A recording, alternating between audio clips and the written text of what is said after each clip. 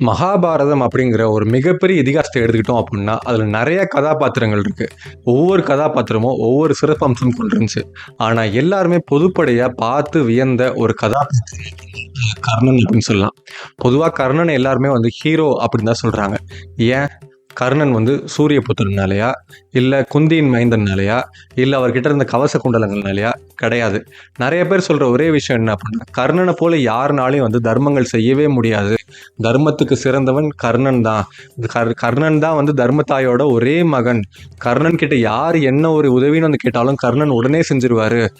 அப்போ யாராவது உதவின்னு கேட்டா அவங்க தயங்காம செய்யறது தான் தர்மமா? தர்மத்துல உதவி மட்டும்தான் இருக்கா அப்படின்னு நமக்கு ஒரு கேள்வி வரலாம். கர்ணனுக்கு ஒண்ணுமே இல்லை, தான் அங்கீகரிக்கப்படவே அப்படின்னு சொல்லி அவர் துடிச்சிட்டு இருந்த சமயம் அங்கதேச மன்னனா அவர் நிர்ணயிக்க வச்சு துரியோதனன் அவருக்கு ஒரு வாழ்க்கையவே அமைச்சு கொடுத்துருக்காரு. அதனால துரியோதனன் செஞ்சது எல்லா தப்பா இருந்தாலுமே அவர் கூடவே கர்ணன் கடைசி வரைக்கும் நிழல் போல இருந்தாரு. அப்படி இருக்கிறதுனால செஞ்சோற்று கடந்து இருக்க அவருக்கு நன்றி கடனா வாழ்க்கையை மொத்தமா கழிச்சது அப்படிங்கிறது தர்மத்துல வருமா? இப்படி நிறைய கேள்விகள் நமக்கு இருக்கலாம். கர்ணன் என்னதான் அவர் தீயவர்கள் பக்கம் இருந்தாலும் அவர்கிட்டயும் நிறைய நற்குணங்கள் அப்படிங்கிறதும் இருந்துச்சு. அவர்கிட்ட நிறைய நல்ல பண்புகள் அப்படிங்கிறதும் இருந்துச்சு. அப்படி இருக்கிறப்போ கர்ணன் போர்க்களத்துல அவர் நிராயுதபாணியா அவரோட தேர் சக்கரத்தை அவர் சரி செஞ்சுட்டு இருந்தப்போ ஏன் தர்மத்தின் சொரூபமா இருக்கக்கூடிய கண்ணன் அர்ஜுனன் கிட்ட சொல்லி, நீ அம்பு தொடுத்து கர்ணனை கொல்றதுக்கு இதுதான் சரியான நேரம், கர்ணனை கொல்லு அப்படின்னு சொல்லி அவர் சொன்னாரு. ஏன்னா தர்மத்தின் உருவமே நான் தான் அப்படின்னு சொல்லி அர்ஜுனனுக்கு கிருஷ்ணரே உபதேசம் பண்ணியிருக்காரு. அப்படி இருக்கிறப்போ தர்மத்தின் வழி நடக்கக்கூடிய கர்ணனுக்கு ஏன் இப்படி ஒரு கடைசி காலம்? கர்ணனை ஏன் போர் விதிமுறைகள் இல்லாம நிராயுதபாணியா இருக்கிறப்போ அவங்கள கொண்டாங்க? இந்த கேள்வி அப்படிங்கிறது மகாபாரத கதை கேட்கிற நமக்கு மட்டும்தான் இருந்துச்சா அப்படின்னு பார்த்தோம் அப்படின்னா கிடையாது. கர்ணனுக்கும் இந்த கேள்வி அப்படிங்கிறது இருந்துச்சு. நான் ஒரு வீரன் அப்படிங்கிறப்போ போர்க்களத்துல ஒரு வீரனுக்கு வீர மரணம் தானே கொடுக்கணும். நிராயுதபாணியா இருக்கிறப்போ அநியாயமா என்னை ஏன் கொன்னீங்க, தர்மமா அப்படின்னு சொல்லி அவர் கண்ணனை பார்த்து நேரா கேட்கிறாரு. அப்ப கண்ணன் சொல்றாரு, கர்ணா, நீ தர்மம் அப்படிங்கிற வார்த்தையை சொல்றது கூட தகுதியானவன் கிடையாது. அந்த அருகதை நீ என்னைக்கோ இழந்துட்ட. அதனால நீ தர்மத்தை பத்தி பேசாத அப்படின்னு சொல்லி அவர் சொல்றாரு. இதை கேட்ட உடனே கர்ணன் அதிர்ந்து போறாரு. அப்படி கர்ணன் அவரோட வாழ்க்கையில என்ன தப்பு பண்ணாரு? மரணப்படுக்கையில இருந்த கர்ணன் கிட்ட ஏன் கண்ணன் அப்படி ஒரு வார்த்தையை சொன்னாரு? அப்படி கிருஷ்ணர் அந்த வார்த்தையை சொன்னதுக்கு என்ன அர்த்தம் அப்படின்னு நமக்கு நிறைய கேள்விகள் இருக்கலாம். இதுக்கெல்லாம் பதில் தெரியணும் அப்படின்னா இந்த வீடியோ ஸ்கிப் பண்ணாம முழுசா பாருங்க.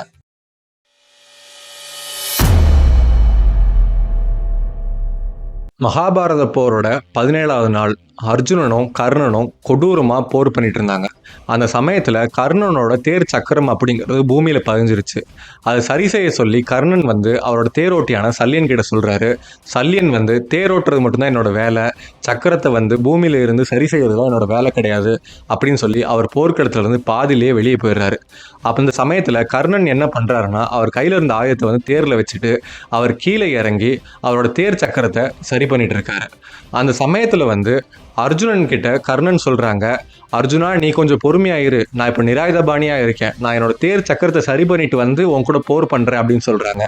அப்போ கண்ணன் என்ன சொல்றாரு அப்படின்னா, அர்ஜுனா, இதுதான் சரியான சமயம், உன்னோட வில்லை எடுத்து உன்னோட அம்பை கர்ணன் மேல செலுத்தி கர்ணனை கொன்று அப்படின்னு சொல்லி சொல்றாங்க. இதை கேட்டு அர்ஜுனனும் அவரோட வில்லை எடுத்து கர்ணன் மேல அவர் பானத்தை செலுத்துறதுக்கு அவர் தயாராகிறார். அந்த சமயம் கர்ணனுக்கு ஒரே குழப்பம். அப்போ அவருக்கு நேராக கண்ணனை பார்த்தே கேட்குறாரு, கிருஷ்ணா, இது என்ன நியாயம்? நான் நிராயுதபாணியா இருக்கேன், நிராயுதபாணியா இருக்கிறவனை கொல்றது என்ன தர்மம் அப்படின்னு சொல்லி அவர் கேட்குறாரு. இதை கேட்ட உடனே கிருஷ்ணர் சிரிச்சுக்கிட்டே கர்ணனை பார்த்து சொல்றாரு, என்ன கர்ணா, உனக்கு தர்மம் அப்படிங்கிற வார்த்தை கூட தெரியும் போலையே, தர்மத்துக்கு அர்த்தமும் உனக்கு தெரிஞ்சிருக்கும் போல, தர்மத்தை பத்தி நீ எல்லாம் பேசுற அளவுக்கு நேரம் வந்துருச்சு பாரு அப்படின்னு சொல்லி அவர் சொல்றாரு. இதை கேட்டு கர்ணனுக்கு ஒரே குழப்பம் ஏற்பட்டுருச்சு. நம்ம என்ன தப்பு பண்ணோம் அப்படின்னு சொல்லி நம்மளை இவ்வளோ வஞ்சிக்கிறாரு இந்த கிருஷ்ணர், நம்மளை இவ்வளோ தப்பா பேசுறாரு அப்படின்னு சொல்லி அவர் குழம்பு போய் பார்க்கறாரு. அப்போ அவர் நேராக கிருஷ்ணரை பார்த்து கேட்கிறாரு, கிருஷ்ணா, நான் என்ன தப்பு பண்ணேன்னு சொல்லி நீ என்ன இப்படி பரிகாசம் பண்ற?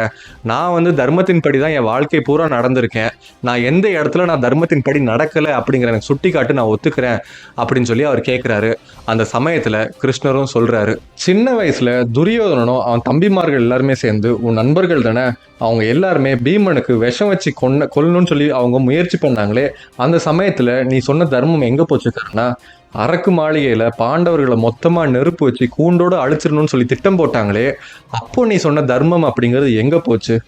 சூதாட்டத்தில் பாண்டவர்களை வீழ்த்தி அவங்கள அடிமையாக்கி அவங்களுக்கு அவமரியாதை செலுத்தினாங்களே, அப்போ நீ சொன்ன உன்னோட தர்மம் எங்கே போச்சு கர்ணா?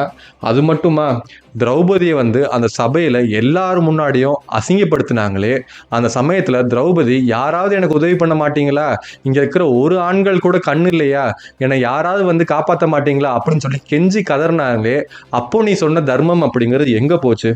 துரியோதனன் என்ன தப்பு பண்ணாலும் அதில் எனக்கு வந்து எந்த சம்மந்தமும் இல்லை, நான் வந்து அதில் எந்த உடன்பாடும் படலை அப்படின்னு சொல்லி நழுவிடலான்னு மட்டும் நீ நினைக்காத கர்ணா. 13 ஆண்டுகள் பாண்டவர்கள் வந்து தண்டனை அனுபவிச்சுட்டு அவங்க எங்களுக்கு 5 ராஜ்யத்தை கொடுங்க அப்படின்னு சொல்லி கேட்குறப்போ 5 அடி நிலம் கூட கொடுக்க முடியாதுன்னு சொல்லி துரியோதனன் சொன்னப்போ, அப்போ நீ சொன்ன தர்மம் அப்படிங்கிறது எங்கே போச்சு? நீ கூட தான் நின்றுட்டு இருந்த. சிறுவனாக இருக்கக்கூடிய அபிமன்யுவை சக்கரவியூகத்தில் வச்சு ஈவு இறக்கம் இல்லாமல் பல பேர் சேர்ந்து ஒரு சிறுவனை கொன்னீங்களே, அப்போ தர்மம் அப்படிங்கிறது உங்களுக்கு கண்ணில் தெரியவே இல்லையா? எனக்கு ஒன்று புரியுது கர்ணா, உனக்கு தேவை அப்படின்னா நீ தர்மம் அப்படிங்கிற கொடியை தூக்கி பிடிச்சிட்டு வருவ, உனக்கு தேவை இல்லை அப்படின்னா தர்மத்துக்கு புறம்பா நீ எந்த எல்லைக்கும் வேணா போவ, அதுக்கு உடன்படுவ அப்படிங்கிறது எனக்கு நல்லாவே தெரியுது அப்படின்னு சொல்லி கிருஷ்ணர் சொல்கிறாரு. அதே சமயம் கிருஷ்ணர் வந்து அர்ஜுனனை பார்த்து சொல்றாரு, அர்ஜுனா நீ ஏன் இன்னும் தயங்கிட்டு இருக்க? அன்னைக்கு திரௌபதி சபையில நின்றுக்கிட்டு என்னை காப்பாத்துறதுக்கு யாருமே இல்லையா, என்னை யாருமே காப்பாற்ற மாட்டீங்களா, நான் நிராயுதபாணியா நிக்கிறேன், என்னை யாருமே உதவி பண்ண மாட்டீங்களா, என்னை இப்படிதான் அசிங்கப்படுத்துவீங்களா அப்படின்னு சொல்லி அவர் கதறப்போ இந்த கர்ணன் அமைதியாக தான் நின்றுட்டு இருந்தான், ஒரு வார்த்தை பேசலையே. அப்படிங்கிறப்போ அந்த வலி அந்த பெண்ணுக்கு எவ்வளோ இருந்திருக்கும். அந்த வலியை வந்து இந்த கர்ணனுக்கு புரிய வைக்கணுமா வேணாமா? அப்படிங்கிறப்போ இந்த போர்க்களத்தில் தங்கிட்ட ஆயுதம் இல்லாமல் தான் எதிர்த்து போர் பண்ண முடியாமல் அவன் நிராயுதபாணியாக நிற்கிறப்போ நீ உன்னோட அம்பை செலுத்தி அவனை கொன்னா மட்டும்தான் அன்னைக்கு திரௌபதி பட்ட வலி என்ன அப்படிங்கிறது இன்னைக்கு போர்க்களத்தில் கர்ணன் உணர்வாங்க. நீ உடனே அம்பை எடுத்து கர்ணன் மேலே போடுகண்ணா அப்படின்னு சொல்லி கண்ணன் வந்து அர்ஜுனனை பார்த்து சொல்கிறாங்க. அர்ஜுனனோ அவரோட வில்லை எடுத்து அவரோட அம்பை எடுத்து நேராக கர்ணனை பார்த்து அவர் செலுத்துறாரு. கர்ணனோட மார்பில் இருந்த கவசத்தை தொலைச்சிக்கிட்டு அர்ஜுனனோட அம்பு வந்து கர்ணனை கொல்லவும் செய்யுது. இப்படி கிருஷ்ணர் வந்து கர்ணனை பார்த்து நிறைய விஷயங்கள் சொன்னதை கேட்டோடனே கர்ணனுக்கு குழப்பத்தோடையே அவனோட கடைசி காலமா அவன் வந்து உயிரையும் விடுறான். அவன் உயிரை விட்டதுக்கப்புறம் கர்ணன் நேரா அவனோட தந்தையோட லோகமான சூரியலோகத்துக்கு போறான். அவனோட தந்தையை பார்த்து வணங்கி அவர் ஒரு குழப்பத்தோடு நிற்கிறாரு. அப்போ சூரியன் வந்து கேட்கிறாரு, உனக்கு வந்து ஒரு குழப்பத்தோட இருக்கு அப்படின்னு சொல்லி கேட்குறப்போ அவர் சொல்றாரு, பூலோகத்தில் நான் வந்து கஷ்டத்தில் இருந்தேன், எனக்கு வந்து அங்கீகாரம் அப்படிங்கிறது கிடைக்கல. அப்படிங்கிறப்போ துரியோதனன் தான் எனக்கு அங்கீகாரம் கொடுத்து எனக்கு எல்லா மரியாதையும் கொடுத்து எனக்கு வாழ்க்கையில் ஒரு அர்த்தத்தையே கொடுத்தான். அப்படிங்கிறதுனால செஞ்சோற்று கடன் தீர்க்க துரியோதனன் பக்கம் நின்று மகாபாரத போரில் நல்ல எண்ணத்தில் தான் போர் பண்ணிட்டு இருந்தேன்.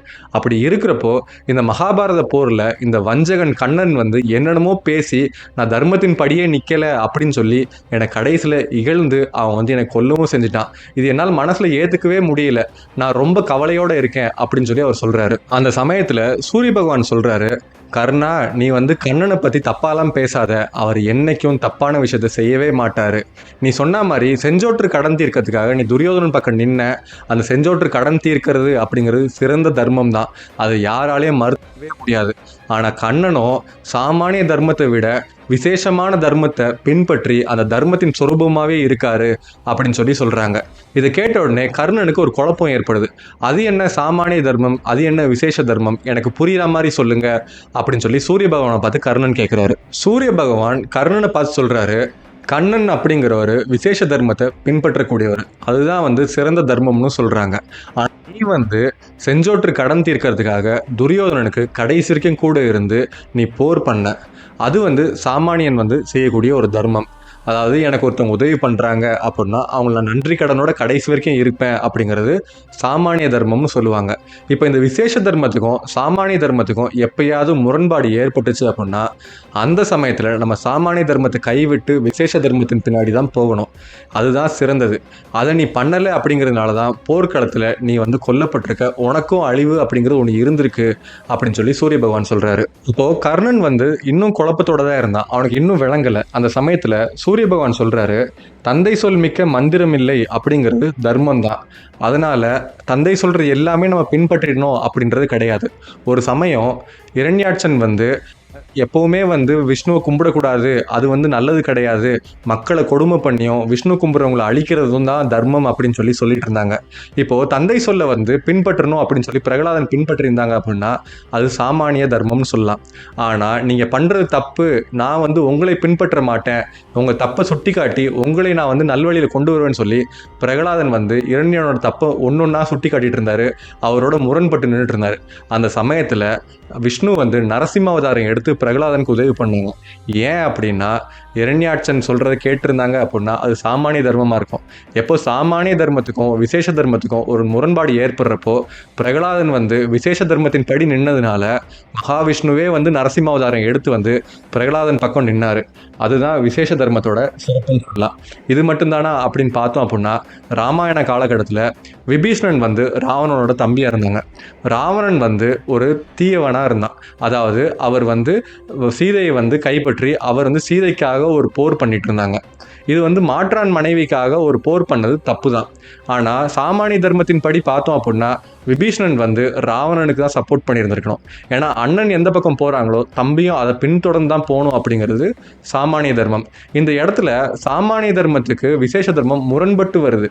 அப்படிங்கிறப்போ விபீஷ்ணன் என்ன சொன்னாங்க அப்படின்னா அண்ணனை பின்பற்றி வர்றது சிறப்பு தான், ஆனால் அண்ணன் தவறான வழியில் போகிறப்போ அந்த தவறான வழியை சுட்டி காட்டி அண்ணன் நல்வழிப்படுத்தணும்னு நான் நினைக்கிறேன், ஆனால் என்னோட அண்ணன் வந்து நல்வழிப்படலை, அதனால் நான் தர்மத்தின் பக்கம் நிற்கிறேன்னு சொல்லி விபீஷ்ணன் வந்து ராமர் கூட நின்று அவங்க அண்ணனை எதிர்த்து போர் பண்ணாங்க. அதனால தான் அந்த மகாவிஷ்ணுவோட சொரூபமான ராமன் வந்து ராவணனை கொல்லவும் முடிஞ்சு. இதுதான் வந்து சாமானிய தர்மத்துக்கும் விசேஷ தர்மத்துக்கும் ஒரு வித்தியாசம் அப்படின்னு சொல்லி அவர் சொல்றாரு. மகாபாரதத்தில் கிருஷ்ணர் வந்து எப்போவுமே அவர் சாமானிய தர்மத்துக்கும் விசேஷ தர்மத்துக்கும் முரண்பாடு வரப்போ அவர் விசேஷ தர்மத்தின் படி தான் நின்னார். அதனால தான் தர்மத்தின் சொரூபமாக கிருஷ்ணர் இருக்காரு அப்படின்னு சொல்லி அவர் சொன்னார். அது மட்டும் இல்லை, எப்போவுமே ஒரு இடத்துல அதர்மம் தலைவிரிச்சு ஆடுறப்போ மகாவிஷ்ணுவே ஒரு அவதாரம் எடுத்து வந்து ஒவ்வொரு சமயமும் அவர் தர்மத்தை நிலைநாட்டுவார். இரண்யகசிபு தப்பு பண்ணுறப்போ நரசிம்ம அவதாரம் எடுத்து வந்து தர்மத்தை நிலைநாட்டினார். இரண்யாட்சன் தப்பு பண்ணுறப்போ அந்த வராகமூர்த்தி அவதாரம் எடுத்து வந்து தர்மத்தை நிலைநாட்டினார். ராமாவதாரம் எடுத்து ராவணனோட அதர்மத்தை ஒழிக்கிறதுக்கு அவர் ராமாவதாரத்தில் வந்து அவர் தர்மத்தை நிலைநாட்டினார். இப்போ மகாபாரதத்தில் அந்த மகாவிஷ்ணுவே வந்து கிருஷ்ணாவதாரம் எடுத்திருக்காரு. அதே மாதிரி இருந்து அவர் விசேஷ தர்மம்னா என்ன, தர்மம்னா என்ன அப்படிங்கிறது மக்களுக்கு உபதேசம் பண்ணும் விதமாக அவர் தர்மத்தின் சொரூபமாகவே நின்றுருக்காரு அப்படின்னு சொல்லி சூரிய பகவான் கர்ணனுக்கு உபதேசம் பண்றாரு. இதை கேட்டதுக்கு அப்புறம் தான் கர்ணனோட மனசு அப்படிங்கிறது ஒரு ஆறுதல் அடையுது. விஷ்ணுவை புகழக்கூடிய 1000 நாமங்களான விஷ்ணு சகசர நாமத்தில் விருஷா கபையே நமக அப்படின்னு சொல்லி ஒரு நாமம் இருக்குது. அது எதை குறிக்குது அப்படின்னா விருஷம் அப்படிங்கிறது சமஸ்கிருதத்தில் தர்மத்தின் வடிவானவர் அப்படின்னு சொல்லி சொல்கிறாங்க. மக்களுக்கும் சரி எல்லாருக்கும் சரி தர்மம்னா என்ன அப்படிங்கிறது எப்போவுமே எடுத்துரைக்கும் விதமாக விஷ்ணு இருக்கிறதுனால தர்மத்தின் சொரூபமே நீதான் அப்படின்னு சொல்லி அவரை புகழக்கூடிய விதமாக தான் இந்த நாமம் அப்படிங்கிறது அவர் கொடுக்குது. இந்த மாதிரி சுவாரஸ்யமான புராண கதைகளுக்கு நம்ம ஏல் சேனலை சப்ஸ்கிரைப் பண்ணுங்கள். இந்த வீடியோ பிடிச்சிருந்துச்சுன்னா ஒரு லைக்கை போடுங்க. உங்கள் கருத்துக்கள் என்ன அப்படிங்கிறது கமெண்ட் செக்ஷனில் லீவ் பண்ணுங்கள். அப்படியே மறக்காமல் இந்த வீடியோ உங்கள் ஃப்ரெண்ட்ஸ் அண்ட் ஃபேமிலிக்கு ஷேர் பண்ணுங்கள்.